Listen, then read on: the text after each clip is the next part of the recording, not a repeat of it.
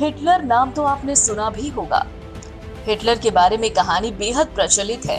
कहा जाता है कि हिटलर जो कहता था वही एक कानून बन जाता था। लेकिन वर्षों पहले हिटलर शासक की बात अब क्या भारतवर्ष में यही हो रहा है? क्या लोकतंत्र में भी यही संभव है? कौन था हिटलर? आखिर ऐसा क्या हुआ कि हिटलर फूट फूट कर रोया? आपको बता दें कि जर्मन शासक एडोल्फ हिटलर, हिटलर का पूरा नाम था, राष्ट्रीय समाजवादी जर्मन कामगार पार्टी NSDAP के नेता थे। सन 1933 से सन 1945 तक वो जर्मनी के शासक रहे। अब सवाल उठता है, ऐसी कौन सी घटना हुई कि उसे भी रोना पड़ा? आपको बताते हैं।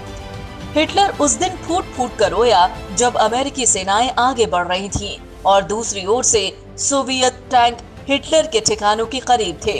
हिटलर के जनरलों का हौसला चूक रहा था। हिटलर को समझ में आने लगा कि अब उसके करीबी सलाहकार ही उससे मुंह मोड़ने वाले हैं। वो लगातार आपा भी खो रहा था। उसे जब मालूम हुआ कि उसके कमांडर फेलिक्स स्टीनर ने आदेश मानने से इनकार कर दिया तो उसके दिल को गहरी चोट पहुंची। वो बच्चे की तरह फूट फूट कर रोया।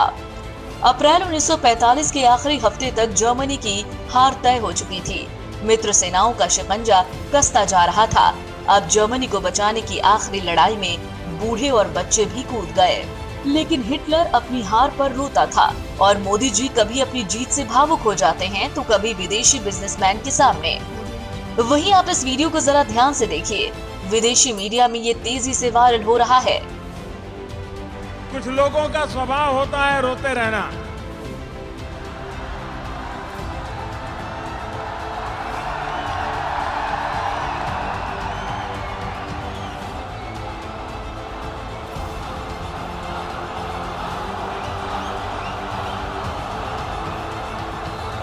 न मेरा रोने में विश्वास है न रुलाने में विश्वास है। नरेंद्र मोदी ने कहा था कि कुछ लोगों की आदत होती है सिर्फ रोते रहना। मेरा ना रोने में विश्वास है, ना रुलाने में। वाराणसी के लोगों के साथ रूबरू होते हुए प्रधानमंत्री नरेंद्र मोदी का गला रुंध गया। वहीं अगर आपको याद हो, पदभार ग्रहण करने के बाद 7 साल में प्रधानमंत्री की आंखों में कितनी बार आंसू आए। इसी बीच प्रधानमंत्री का 2019 में सूरत में हुए यूथ कॉन्क्लेव में दिए गए उनके भाषण की वीडियो क्लिप अगर आपको याद हो तो मोदी जी ने कहा था, कुछ लोगों का स्वभाव होता है रोते रहना।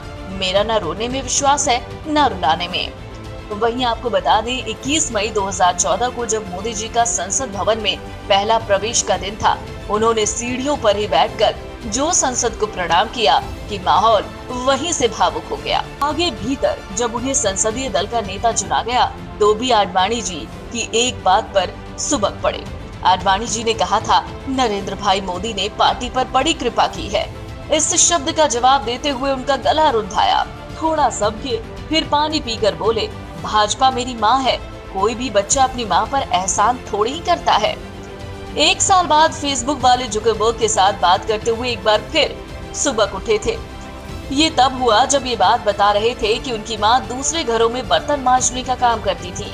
लेकिन अगले ही दिन वॉशिंगटन पोस्ट ने मोदी के जीवनीकार निरंजन मुखोपाध्याय के हवाले से लिख दिया कि बर्तन मांजने वाली बात का कोई प्रमाण ही नहीं है। अगस्त 2016 में भी ऐसा एक क्षण आया जब स्वामी नारायण अक्षरधाम संस्था के प्रमुख का निधन हो गया। मोदी जी संत के बहुत निकट थे। उन्हें याद करते हुए ये बड़ी मुश्किल से आंसू रोक पाए। इसके बाद उसी साल नवंबर में गोवा में भाषण करते हुए उनका नोटबंदी के कारण लोगों को हुई तकलीफों को लेकर गला भराया। भाषण में कहा, मुझे 50 दिन दे दो।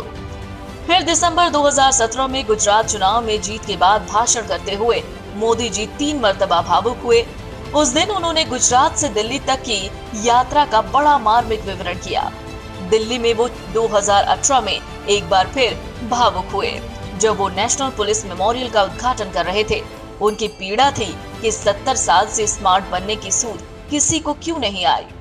हालांकि ये घड़ियाली आंसू हैं या फिर वाकई में मोदी जी इतने भावुक हैं, असली है या नकली, जो सिर्फ अपनी विवशता जाहिर करने के लिए और अपने को बेचारा साबित करने के लिए और साथ ही विपक्षी को दोषी साबित करने के लिए बहाया जाता है।